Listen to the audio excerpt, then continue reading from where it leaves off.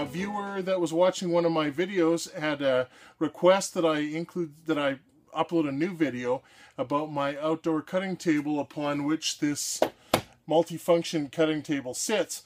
So I didn't really post a video on that. So for Paul Peterson, thank you very much for watching, and here are some construction details about the outdoor cutting table.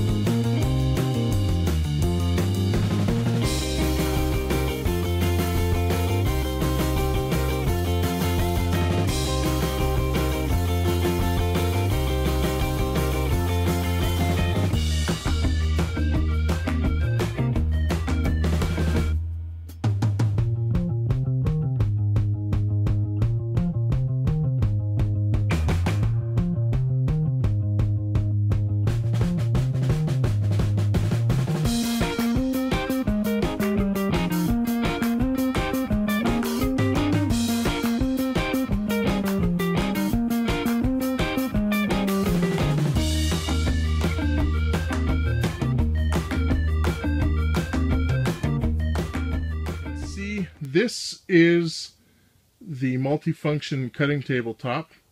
This is a sheet of 4 foot by 8 foot plywood, so is this. And you can see that and it's not been cut at all, it's full size 4 by 8. And the table's made of 4 by 4 pressure treated legs, and everything else is 2 by 4 pressure treated lumber. And the joiner use is very basic. You can see the end here.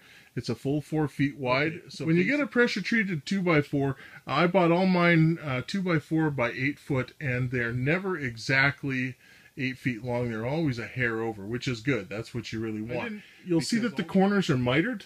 So I've cut this board to exactly 4 feet long, and then I've mitered it. Now it's opened up a little bit because I didn't take steps to make sure that it wouldn't, like I have with the multifunction cutting table. I have actually screwed the corners and tried to make sure that they don't open up. But these ones have, and I kind of did that on purpose. And the reason for that is the whole table was basically assembled, first of all, using deck screws, and it wasn't bolted together at first. And I did that because I fully expected to set this on the grass and have the legs basically just sit on the ground. That's why I use pressure treated material.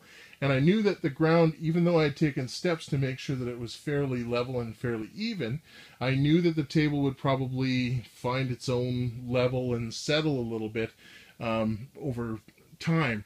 So what I wanted to do originally is screw the thing together, and then basically it would just sort of even itself out over the whole 8 foot length of it, and then I would bolt it together after, which is what happened.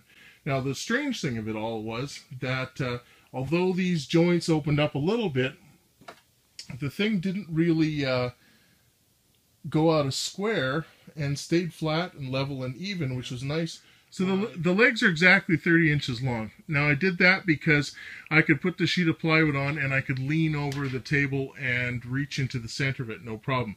And I am finding that this extra, I guess it's 5 inches of wood on top of here is interfering with that, and I kind of wish it was a little shorter now. But then not entirely, because that would restrict my storage underneath. Horizontal long stretchers were cut to 8 feet with a miter on each end. This bottom shelf is 10.5 inches off of the floor. I think that was so I would leave enough space under here so that it wouldn't get interfered with by any unevenness in the ground. So I screwed the ends on and made 2 end frames, and then I screwed the long pieces on. And once that was finished, I set it on the ground and I let it find its level, and then I added these. And these are 3/8 inch by 4 inch galvanized hot dipped lag bolts with a washer on them. And I've only done 1 into each leg because I thought that once the table loosens up a little bit, it'll help, you know, to seek its own level that way. Okay, it's very simple construction. The 4x4 is added to the rim, and then I added on this piece just inside the 4x4 to strengthen it.